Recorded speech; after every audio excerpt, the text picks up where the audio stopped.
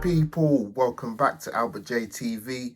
Match review time. Arsenal 2, West Ham 1. Well. Where do I start? Firstly, before we get into it, if you're new to the channel, welcome aboard. Hit the subscribe button, smash the like button as well. Let's get straight into this. So match review time. Arsenal 6 points out of 6. We're going to the team lineup, I guess, really. As I said before, in plenty of occasions with Mikel Arteta, he's a difficult guy to second guess, man.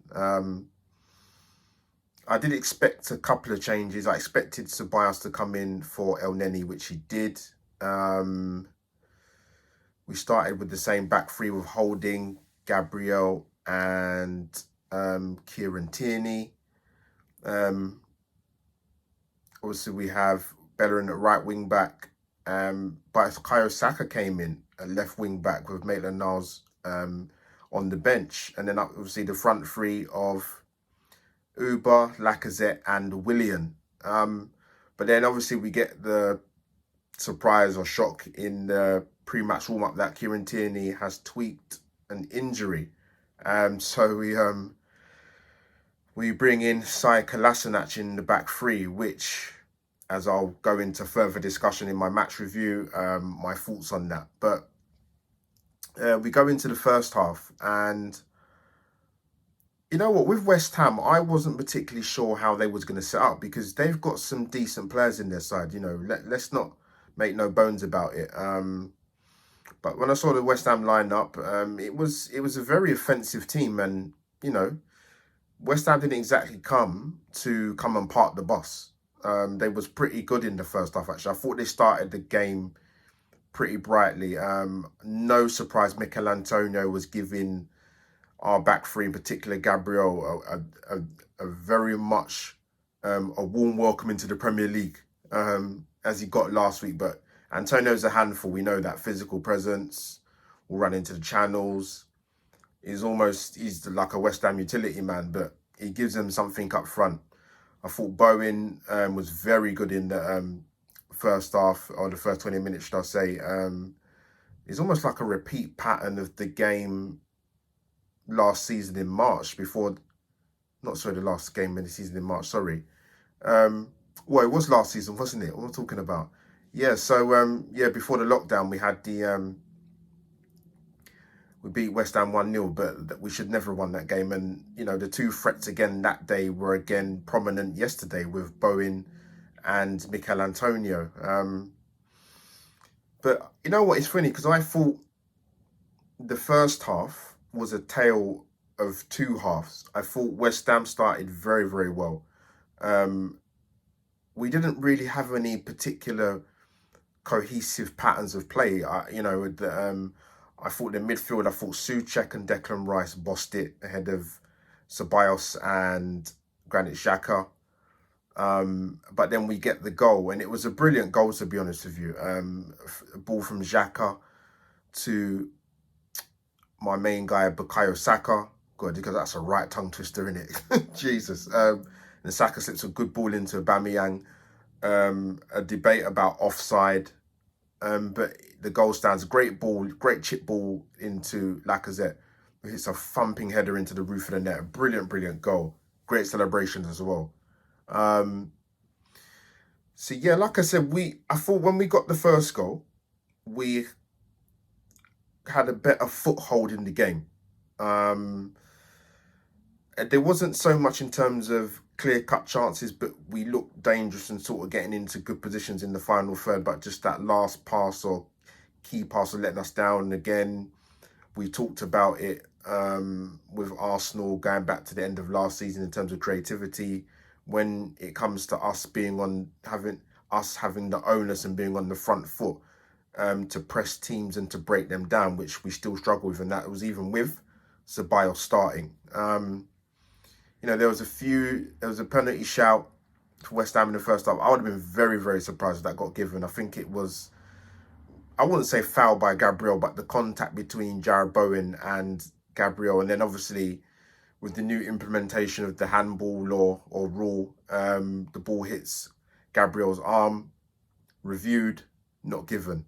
I can understand why West Ham felt hard done by, but you know the rules are the rules. That they effectively got bought in this season, so there you go. But just looking at my notes, so don't think I'm not concentrating on what I'm doing. So yeah, so like I said, I thought it was a game of two halves in the first half, and then sucker punch, West Ham get the goal. Very vacant in the midfield area.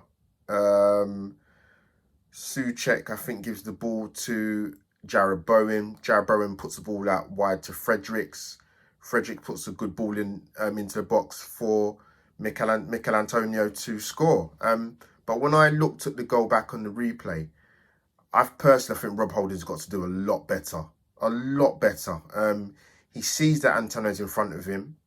There was a point when Rob Holding's actually pointing to the Arsenal midfield to track the run of Bowen and Souček, but the immediate danger was Antonio. He can't let him get in front, and he did, and 1-1 sucker punch before half time. So yeah, it's never a good time to concede a goal, but particularly just before the first half whistle goes, or ends, should I say. Yeah, like I said, I thought Willian and Saka were our most positive outlets in the match, even though it was difficult for us to get any cohesive play. Willian tried to break the line. Saka was providing us very good width from the left-hand side, not so much on the right with Bellerin. Like I said before, I thought Souček and Declan Rice were excellent in the middle of the park. And yeah, let's be honest, they bossed it ahead of Xhaka and Ceballos.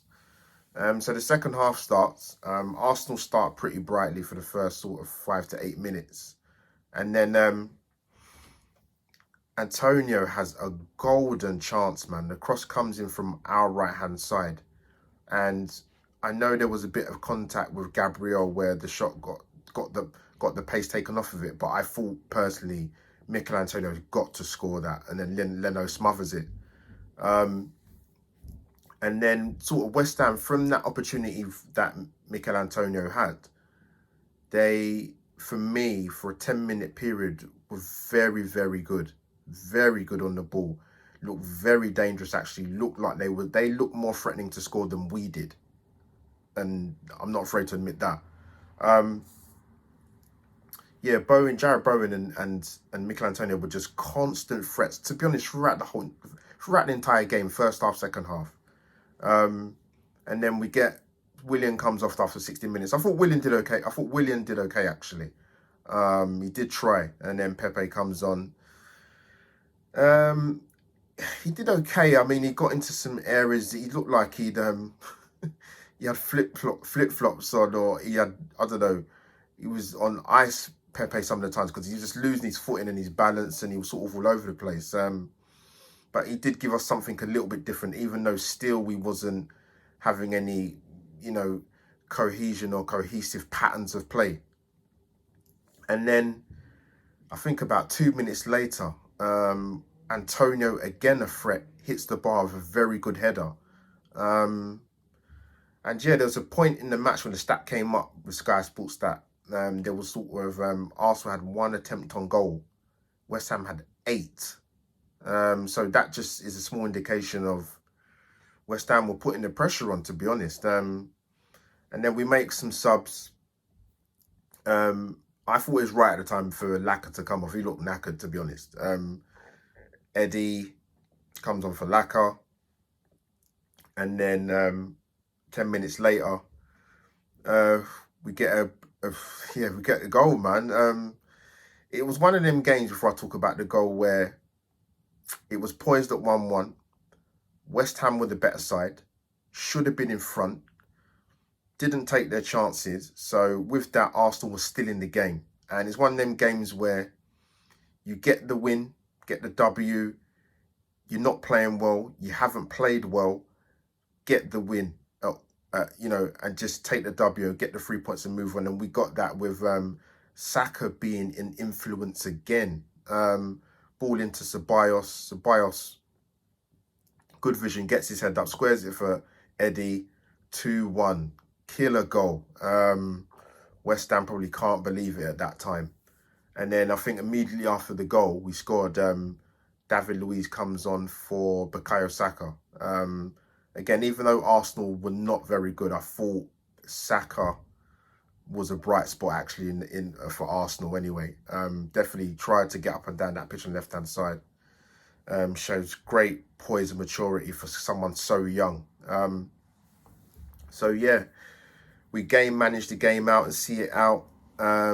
We take the 3 points and we move. I think it's a good thing to get a win when you're not playing well.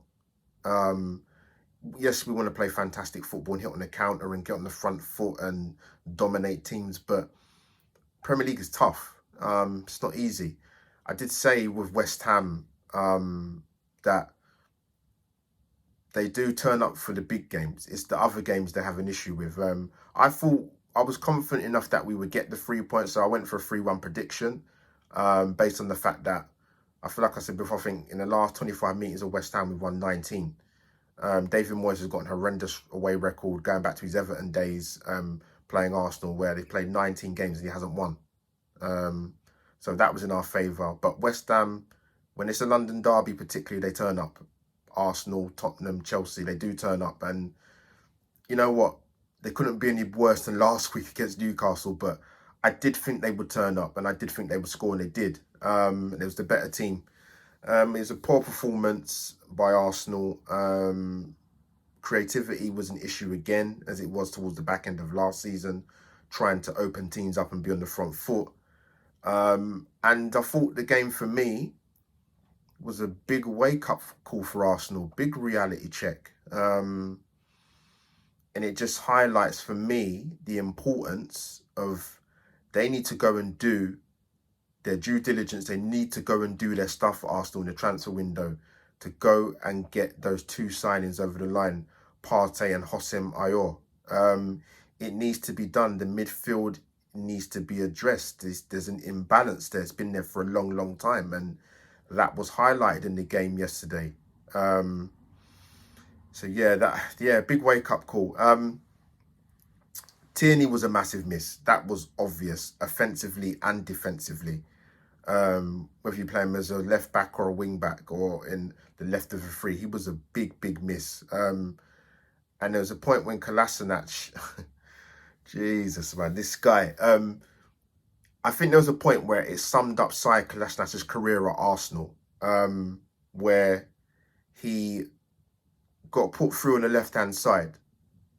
You're thinking, hit a decent cross, and he hit the ball into the stands. I couldn't believe what I was seeing, honestly, in the stands behind the goal. And I think that just sums him up, his time at Arsenal, in terms of his final ball is just atrocious, to be honest with you. Yeah, I thought Gabriel did very well, actually. And when I talk about Rob Holding, for example, as people see in my content, Rob Holding's 3 years older than Gabriel. He's more experienced in the Premier League. If I hadn't seen the game of football or I never watched Arsenal, I would have thought Rob Holding was a rookie and Gabriel was the stalwart or the more experienced defender. I thought Gabriel did okay, and there was the point when in the second half when Leno went up for that ball in the air, he caught it, but then he fell over the top of Ceballos and dropped the ball. I actually thought it was Ceballos that blocked the Antonio effort, but it was actually Gabriel, so that was brilliant defending. Bodies on the line, man. I thought he was a positive. I thought Saka was a positive. I thought Willian tried hard for 60 minutes. And I think before I come on to Arteta, I want to say about Leno, I think what we've got to bear in mind also as well, Leno was out for a very long time. He needs more match sharpness. And I think you could kind of see the difference in terms of when we had Martinez in terms of commanding the box, commanding the area. But Leno needs more game time, and hopefully he will become more of a commanding figure and command the box a bit more. He looks a little bit shaky at times, but I just think he needs more game time on top of that. But I think the performance was highlighted by what Mikel Arteta said when interviewed after the game. How long have I been talking now? 14 minutes or 15 minutes, I think it is. Yes. So I'm going to wrap up soon. But yeah, I think Mikel Arteta said, I can't remember word for word, but he more or less was saying that since he's been at Arsenal, that was the worst performance in terms of Arsenal keeping possession of the ball. Now, if Arteta's saying that, then you know it wasn't a good performance. Yeah, we got out of jail, man.